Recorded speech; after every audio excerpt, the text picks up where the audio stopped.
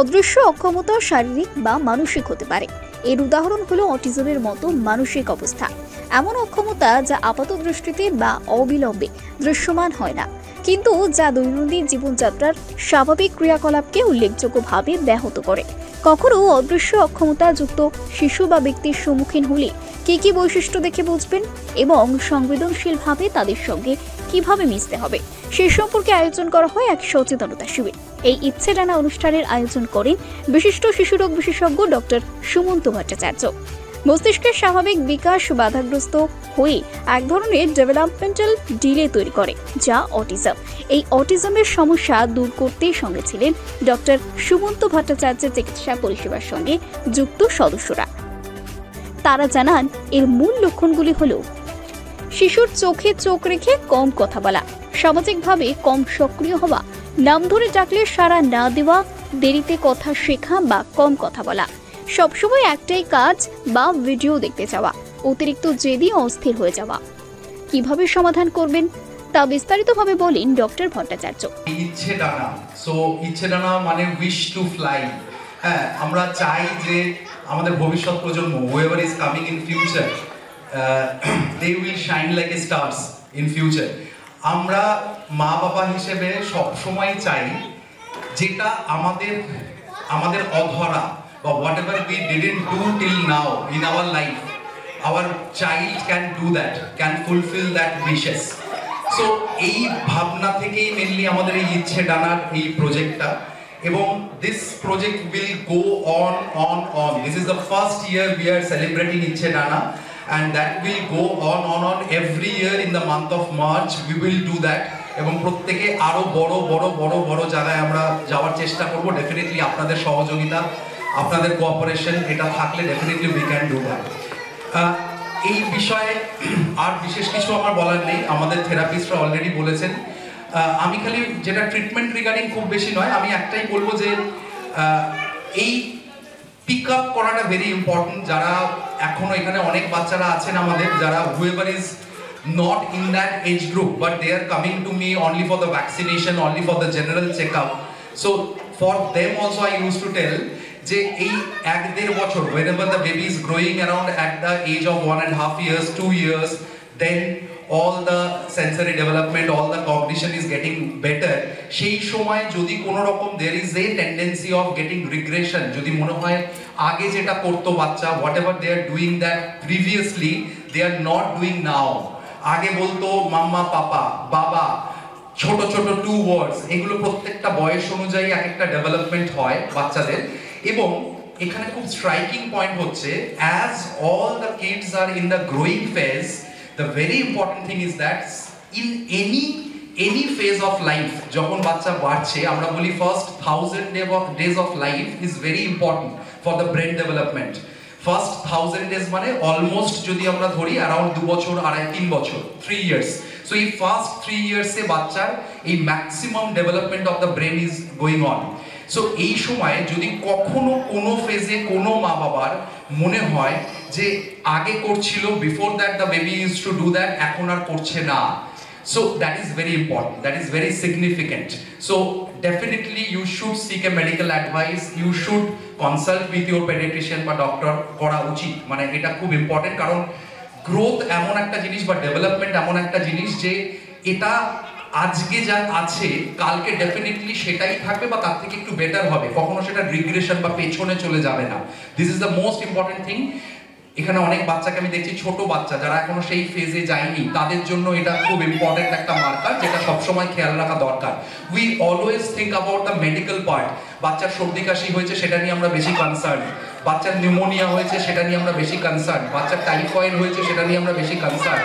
But the physical is, rather than the physical, the mental part, the behavioral part is much more important, কারণ এটা বাচ্চাকে সারা জীবন ভালো রাখবে। সারা একটা সর্দি কাশি, তার জন্য একটা পেডিয়াট্রিশিয়ানের কাছে আমরা গেলাম, চাইল্ড স্পেশালিস্টের কাছে, they use to give some medication, সেটা তো ঠিক হবেই, আজকে না হোক 5 দিন পরে, কিন্তু এই ডেভেলপমেন্ট যদি একবার অ্যারেস্ট হয় এবং ইনিশিয়াল ফেজ থেকে যদি আমরা সেটাকে প্রোটেক্ট না করি সেইভাবে, তাহলে that is the important thing, what ever we have to seek it advice. আমার বাচ্চার যে অটিজম ছিল, এখন আমার বাচ্চা অনেকটা সুস্থ, স্থির হয়ে দাঁড়াতো না, আগে কারোর সাথে কথা বলতে পারতো না, কোনো কথাই বলতো না আমার ছেলে, আমাদের কোনো কথার উত্তর দিত না। এখন সেগুলো অনেকটা डेवलपमेंट হয়েছে। मेरी डॉटर का नाम है हिया पार सिंह, सी इज़ आवर ओनली चाइल्ड। पिछले 2-2.5 सालों से हम डॉक्टर को दिखा रहे हैं और काफ़ी अच्छा एक्सपीरियंस रहा है हमारा डॉक्टर के साथ। हमें कभी कोई इशू भी नहीं रहा और मेरी डॉटर भी काफ़ी खुश रहती है जब भी आती है। And doctor is also very very much helpful, बहुत ही ज़्यादा समय देते हैं, समझते हैं बातों को, उसके हिसाब से फिर तब मेडिसिन को प्रिस्क्राइब भी करते हैं। So thank you very much doctor for giving us so good advises and everything. Thank you. আমার ছেলে 3.5 বছরে কথা বলতে শিখেছে, 3.5 বছর পরে, বয়সের পরে। ও তখন আমার প্রবলেমটা বুঝতে পারেনি, যখন কথা বলতে শেখে তখন প্রবলেমটা বুঝে যে ওর কিছু একটা সমস্যা হচ্ছে।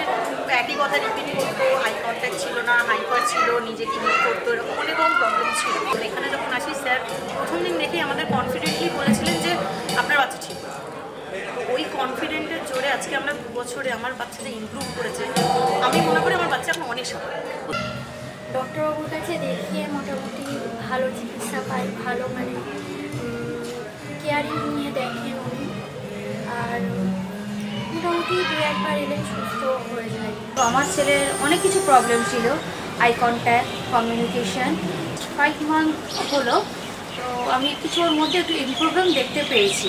যেমন ধরুন আই কন্ট্যাক্ট, তারপর কিছু কিছু ওর কমিউনিকেশান এসছে। আর আগে মানে রেসপন্স করতো না, এখন মানে রেসপন্স করে, কিন্তু মানে হালকা হালকা রেসপন্স করে, যেগুলো একদমই ছিল না। তো আমি এর জন্য ডক্টর সুমন্ত ভট্টাচার্যকে মানে খুবই ধন্যবাদ জানাতে চাই। ছেলের মধ্যে নানান রকমের বিহেভিয়ার চেঞ্জ হচ্ছে, বিহেভিয়ার প্রচণ্ড হাইপার হয়ে যাচ্ছিলো। মেডিসিন বা যে সমস্ত থেরাপির কথা বলেছেন সেগুলো চালু করার পরে দেখছি, দুটো 3টা সিটিং নেওয়ার পরেই দেখছি যে ওর মধ্যে একটু চেঞ্জ আসছে। আগে যেন প্রচণ্ড হাইপার হয়ে যাচ্ছিলো সেগুলো একটু কমেছে। আমি আগে দেখাতাম নাগের বাজারে দেখানো 2বার দেখানোর পর তারপর আমি এই স্যারের কাছে অ্যাপয়েন্টমেন্ট করি। তারপর থেকে আমার ছেলে সুস্থ আছে, ভালো আছে। ডাক্তারবাবু খুবই ভালো মানুষ। আমার 2 বছরের বেবি আছে, চেরি সরকার ও সারং সরকার। স্যারকে আমি গত 2023 সাল থেকে নভেম্বর মাস থেকে দেখাই। আমার এই মেয়ের খাওয়ার প্রবলেম ছিল, যেমন খেত না, বমি করতো, কিছু কিনতে পারতো না। কিন্তু আজ সেই মেয়ে যথেষ্ট ভালোভাবে নিজের ইচ্ছে চিবিয়ে খায়।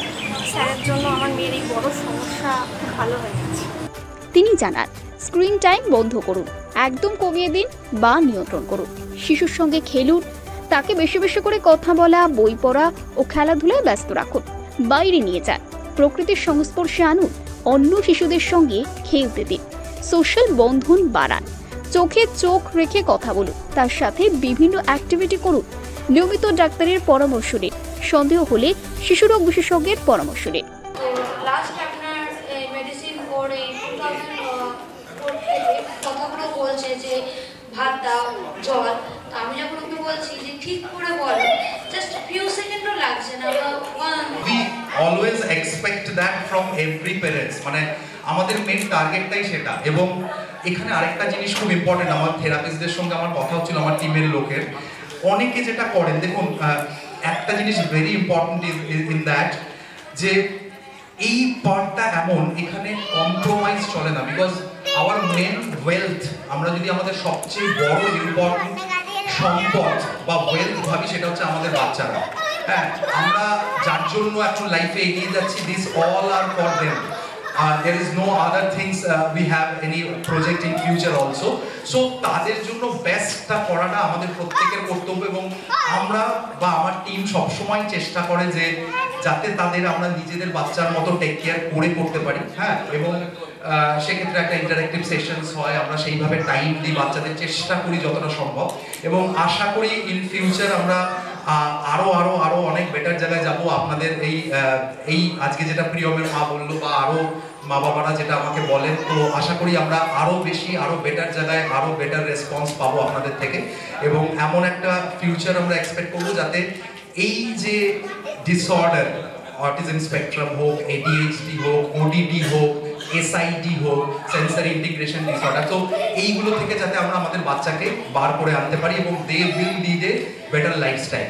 এবং আরেকটা খুব ইম্পর্টেন্ট, আমি জানি না আপনারা কতজন জানেন এই ব্যাপারটা, they have this kind of spectrum disorder, they have some special intelligence, whatever other people don't have, সেই জায়গাটাকে কাল্টিভেট করাটাও কিন্তু আমাদের ভীষণ ইম্পর্টেন্ট।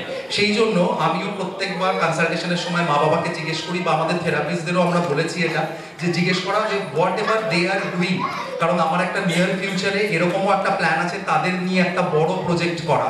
হ্যাঁ, we have a plan for যে এরকম ধরুন কোনো একটা বাচ্চা, দে হ্যাভ এ প্ল্যান, মানে তারা খুব ভালো ধরুন জিমন্যাস্টিকে, হ্যাঁ আই এম গিভিং এক্সাম্পল, হ্যাঁ তারা পড়াশোনা করতে ভালোবাসে না, হ্যাঁ তারা জিমন্যাস্টিক করতে ভালোবাসে, কেউ ক্রিকেট খেলতে ভালোবাসে, হ্যাঁ সামওয়ান ইউজ টু সিং, গান করতে ভালোবাসে। তো আমরা এই জায়গাগুলোকে আমি বিভিন্ন আমাদের কলকাতার যারা one of the best societies আছে তাদের সঙ্গে আমার কানেকশন আমি করার চেষ্টা করছি, যাতে এই বাচ্চাদের নিয়ে আমরা সেরকম একটা জায়গায় একটা ন্যাশনাল লেভেলে আমরা যেতে পারি, যে আমরা সেই রকম একটা এদের ফিউচার যাতে আরো বেশি ব্রাইট হয় এবং আরো যাতে এরা শাইন করতে পারে ইন ফিউচার।